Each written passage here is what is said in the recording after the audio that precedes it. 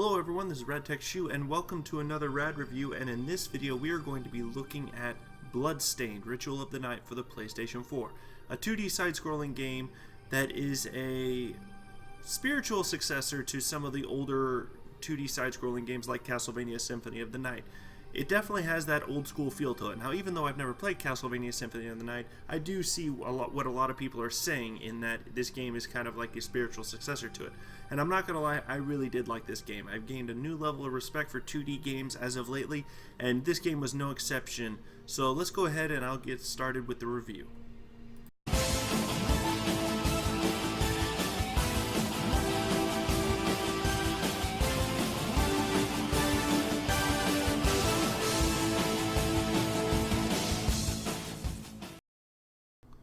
Alright, so the basic premise of the story in Bloodstained Ritual of the Night is that you have to go through this castle and all these other various regions surrounding the castle and stop your friend G-Bill, who has gone mad with power, and stop him from using these shards in order to bring about the end of the world by essentially, like, you know, opening up a world of the demons or whatever. So it's basically a simple premise. It's nothing new, nothing we haven't seen before. Basically, someone's gone mad with power, we have to stop him. Pretty simple premise right off the bat. You play as Miriam, who is what is known as a shard binder. These are people who have had their bodies augmented to harness the ability of shards. Shards are essentially like relics that are imbued within your body that give you enhanced powers, like the ability to summon demons or to gain enhanced physical properties such as double jumping or the ability to run real fast. So shards are essentially gained by slaying demons. As you go throughout the game, you will kill a bunch of demons. Dozens and dozens of different types of demons exist in this game, and upon defeating demons, you have a chance of acquiring their shards. Their shards will grant you new abilities. Some of the abilities are kind of pointless or useless, but if you want to complete the game, if you want to get that platinum trophy, you're going to have to get all the shards from every single enemy that can drop them. So the basic premise of the game is, as you progress through, your character gets stronger and stronger by defeating certain enemies, you know, certain bosses that will require you to defeat them in order for you to progress through the story. There are certain obstacles that you cannot pass normally until you defeat that boss, acquire its shard, and then you can go to a different area of the castle. You'll go through certain areas, you'll backtrack multiple times through some areas once you gain new abilities, and you know, the game really has a nice level of exploration to it. There are several times you will go to several areas repeatedly once you get new shards in order to fully explore the area and try and get 100% map completion on all areas explored. So the game is actually pretty fun. You'd think for a 2D side-scroller it would feel kind of congested or limited in what it can do for you in terms of exploration or moving about, but this game does not feel at all congested. I really like how big this game is. For a 2D side-scrolling game, it feels big. I'm not gonna lie. Now, the combat is pretty simple. Whatever weapon you have equipped, you do attacks with. You start off with some bare-bones combat boots, you know, martial arts boots, something like that, you know. Pretty simple, and she just kicks. But eventually you can gain whips, swords, two-handed, you know, broadswords. There's a decent variety of weapons, and some weapons have stronger attacks, but they're slower. So it's a trade-off. So it's not really important on which weapon you use, except for like one specific boss fight later in the game. You know, you have to use a certain katana in order to actually defeat a boss truly. But other than that, you know, the game really doesn't require any specific weapon. Whatever weapon you have that is strongest, go ahead, use it right on through. You know, I never really found any. I never wielded a whip once because every time I found a whip, it was significantly weaker than any of the swords that I currently had. And there's a lot of items that you can equip. There's accessories, there's, you know, things you can wear on your head, battle armor. For the most part, it's a standard kind of RPG thing. As you level up, you know, you'll get stronger, you'll gain access to better gear, which has better stats, and some of which has cool, unique abilities, like some of the accessories you can have have increased drop rates for shards, increased drop rates for, you know, items, like raw materials that the enemies drop, or just increased chances of dropping for money. There's a lot of items in this game, and I gotta say, the shop mechanic is pretty cool too. So the shop mechanic is devised into two main characters. Your primary friend, Johannes, He is a craftsman, essentially. He can craft two types of things. He can either craft items such as, equipable items such as like armor, swords, weapons, stuff like that, accessories. He can craft either items that you want to equip and wear in combat, or he can actually make food. Yeah, food. You can actually eat and consume food and gain benefits from it, some of which will, and when you consume food for the very first time, it will give you like a permanent stat boost, like one, intellect or stuff like that, +1 intellect or +1 luck. So, you want to use Johannes as much as possible in terms of getting either better gear or just getting some food and eating it. The other shop mechanic is Dominique. She utilizes your shards. What she does is you can sell your shards to her because you can get duplicate shards, and you can either use them from Johannes to either upgrade what you currently have, or you can sell excess shards to Dominique. And Dominique is the basic vendor of the shop mechanic.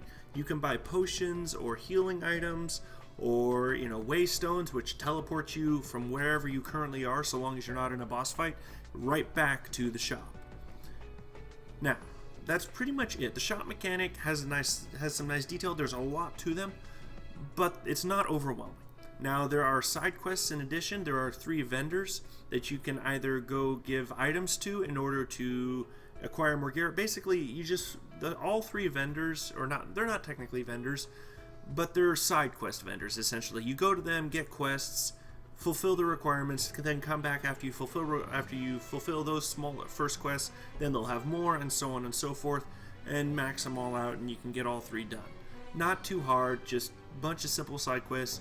You'll be surprised how easily you can complete a lot of these just by playing through the game naturally, not even trying. Now, when it comes to the visuals of this game, it is very stylish. The colors are nice and vibrant. I will give them that. Even in the darker lit and the more dreary areas, the colors have a nice theme to them. They're nice and vibrant, and there's a good amount of color in this game. Even in certain areas, like towards the end of the game, where you expect the game to have like a much darker and more sinister tone, even there, the colors are nice and vibrant and clear and defined. It doesn't feel like dreary or gray in terms of like just poor coloring. The game looks very nice and crisp. I will give it that.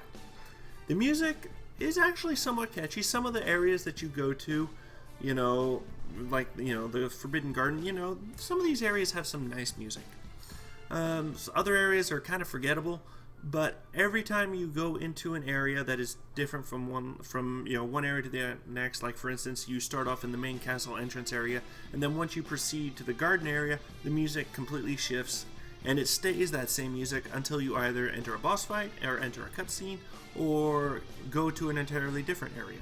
Like, so pretty much it's simple, it's standard. The music is nice, but I don't think I'd recommend it in terms of like, oh, this is music you gotta hear. Like, this is music you'll listen to on YouTube, outside of the game. I don't consider this a really great soundtrack. Like, I wouldn't take any of these songs and like put them on my iPod.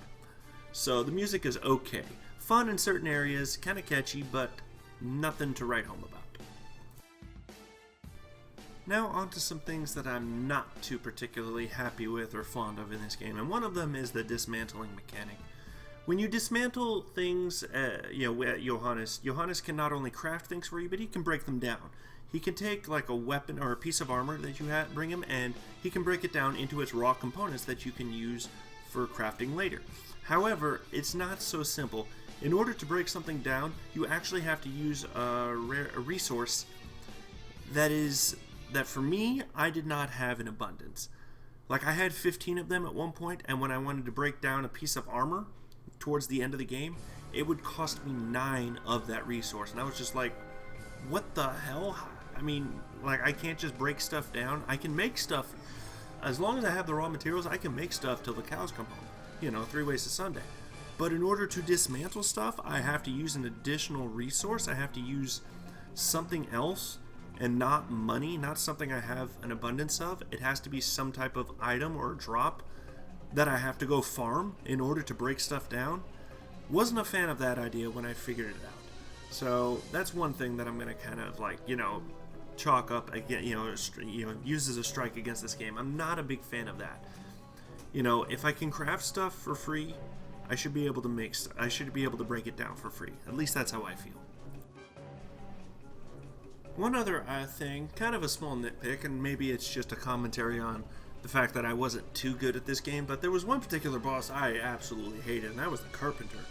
Oh my god, I could not stand that Carpenter boss fight. I walked into that room and I'm like, oh, this is okay, Carpenter. I got the Carpenter key. Let's go in here. Let's see what he's got. I get my ass kicked twice before I'm finally able to beat him, and then he doesn't drop anything. I get no shards from the demon. I did the first time around. I defeated one of the demons that he created, that he summoned, and he gave me a shard, but then I died. So I lost that. And I was salty as all hell, man. I was like, oh, come on. There was no guaranteed shard from him like other bosses, so I was a little mad about that. Kind of a nitpick, and I guess you just have to farm him until you get the shard you want from the demons that he summons, but I mean, I was just mad. I was mad as a bull when I found out that there was no guaranteed drop from him. Because it took me 3 tries, and it took me some EX potions in order to beat him. Like I said, there are probably other people that could beat him no problem, but I was kind of just in a small confined room like that with a lot of demons summoning and being summoned and attacking me all at once while he was just not missing me with his little dagger throws or whatever they were.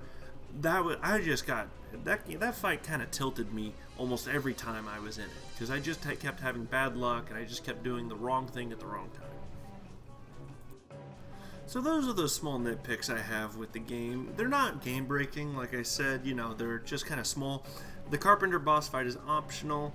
It doesn't ruin the game for you. You don't have to fight him if you don't want to. But anyway, like I said, small nitpicks, they don't ruin or influence the game all that much. I just found them kind of annoying. But that's going to do it for my review. I'm going to give this game a solid, respectable 7 out of 10. It didn't blow me away, but at the same time, it did not disappoint me. I'd say it met my expectations, and it kind of surpassed them a little bit in some areas, but not enough to make me want to give it an 8. I'd give it a 7. I'd still say it's worth my time. I don't regret picking it up, and I don't think you'll regret picking it up either if you do decide to play it. I definitely recommend this game. For those of you who aren't interested, just because it says it's a 2D game, and right there some people's brain switches off and they are not interested in it, I'd say you're missing out, but hey, you guys do you, I'll do me. But I like this game. I gave it a 7 out of 10, and that's going to do it for my review of Bloodstained Ritual of the Night. If you like this video, please don't forget to comment down below. Tell me what you like, what you didn't like, what improvements you think I should make in my next reviews. Give this video a thumbs up if you did enjoy it. Subscribe, stay tuned for more reviews, not just video game, but also anime that I plan to do now that I have a little bit more time on my hands. And I will see you guys all later. This is RadTech Shoes signing off.